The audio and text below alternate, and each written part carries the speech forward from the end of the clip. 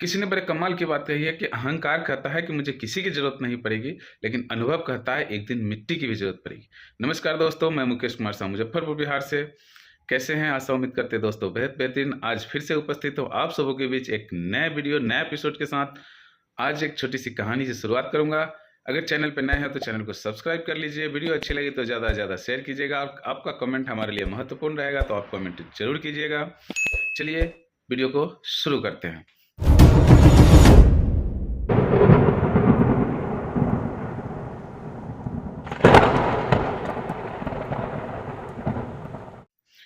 एक सेठ जी थे जिनके यहाँ एक लड़का काम करता था। लड़का बहुत ही ईमानदार लड़का था, लेकिन किसी कारणवश सेठ जी ने उस लड़के को नौकरी से निकाल दिया।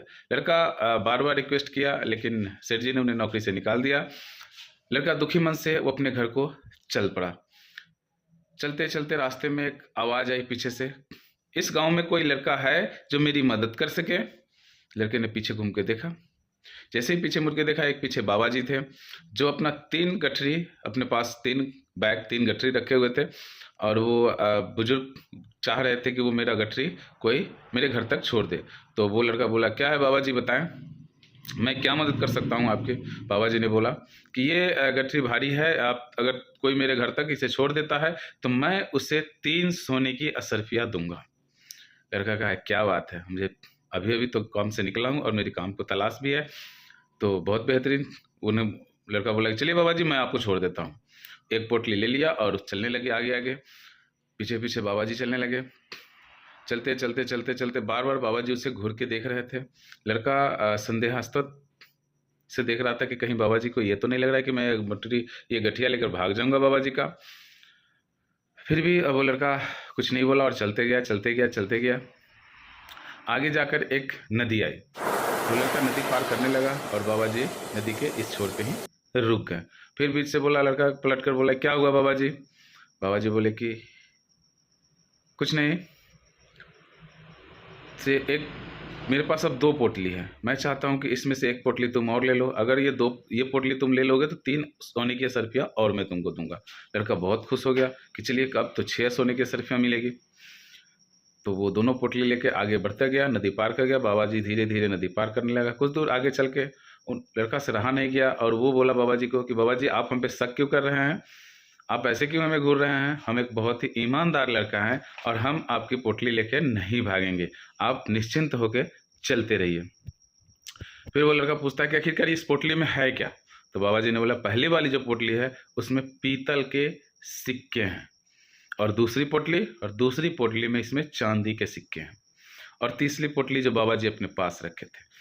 फिर वो बाबा जी निश्चिंत हो गए कि अब लड़का लेकर नहीं भागेगा। चलते गए चलते गए चलते गए, आखिरकार वो समय आ ही गया जब वो अपने गांव के करीब पहुंचने वाले थे। गांव के पहले एक बहुत बड़ा पहाड़ था, जिस पहाड़ को पार करके यानी कि उस पार उनका गांव पड़ता था। तो जब पहाड़ चढ़ने की बारी आई तो लड़का तो चढ़ता गया अपने रफ्तार में, लेकिन बाबा जी रुक गए। और लड़का फिर पलट के देखा कि बोला कि बाबा जी अब क्या हुआ, अब आ जाइए आप। बाबा जी बोले कि देखो बेटा, मेरे पास एक तीसरी पोटली भी है, लेकिन मुझे नहीं लगता कि ये पोटली लेकर भी मैं इस पहाड़ पे चढ़ पाऊंगा। अगर ये पोटली भी तुम अपने पास ले लेते हो तो मैं तुम्हें 3 और सोने की असरफियाँ दूंगा। लड़का बहुत खुश हो गया और वो तीनों पोटली अपने पास रख लिया और वो अपने वेग से चढ़ने लगा। बाबा जी बोले कि चलो चलो, तुम अपने स्पीड में चलो, हम धीरे ही सही पहाड़ पे चढ़ जाएंगे। जैसे ही आधी पहाड़ बड़का लड़का चढ़ा, उसके मन में एक खुरापाती चलना शुरू हो गया। उसने सोचा कि अगर ये 3 पोटलियाँ लेकर हम भाग भी जाएं तो बाबा जी हमें पकड़ भी नहीं सकते हैं, और बाबा जी हमें ढूंढेंगे कहाँ, वो तो हमारा ठिकाना भी नहीं जानते हैं। और वो लड़का अपनी फुल स्पीड में दौड़ना शुरू कर दिया। दौड़ते दौड़ते इतना दौड़ा कि वो अपने घर पे जाकर ही रुका। जैसे ही घर गया, फटाक दरवाज़ा बंद किया और पहला पोटली खोलना शुरू किया। पहला पोटली खोला, उसमें पत्थर निकला। लड़का का दिमाग गुस्से से भर आया। अरे क्या, बाबा जी ने ठग दिया, बाबा जी तो बोले थे इसमें सिक्के निकलेंगे। दूसरा पोटली खोला, चलो इसमें कुछ जरूर निकलेगा। दूसरे पोटली खोले, उसमें भी पत्थर ही निकले। अब लड़का का गुस्सा का ठिकाना नहीं रहा। बाबा जी क्या हमारे साथ मजाक कर रहे हैं, ये क्या खेल खेल रहे हैं बाबा जी? आखिरकार वो तीसरा पोटली भी खोला। उसे लग रहा था कि ये 2 पोटली तो खाली गया, तीसरा पोटली जरूर सोने का सिक्का का होगा। वो तीसरा पोटली खोला, उसमें भी पत्थर ही निकले। सिर्फ अंतर क्या था कि पहले वाले पोटली जो बड़ा पोटली था, दूसरा उससे छोटा और तीसरा उससे भी छोटा, यानी क्वांटिटी ऑफ स्टोन कम बेसी था तीनों पोटली में।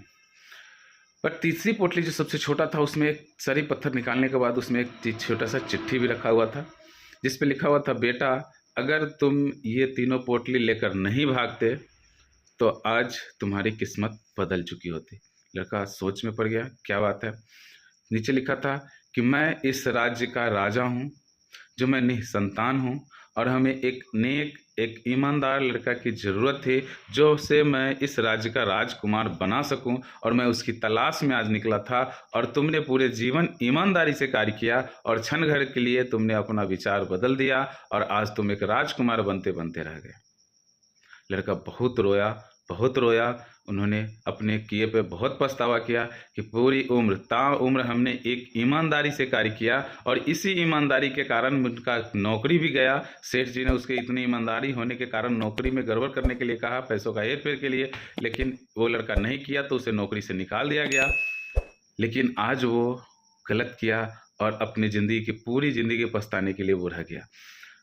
मोरल ऑफ द स्टोरी दोस्तों, इस स्टोरी से हम ये निचोड़ निकाल सकते हैं, ये समझ सकते हैं कि हम में किसी अपॉर्चुनिटी जब मिलती है, हम उसे संदेह के नज़र से देखते हैं।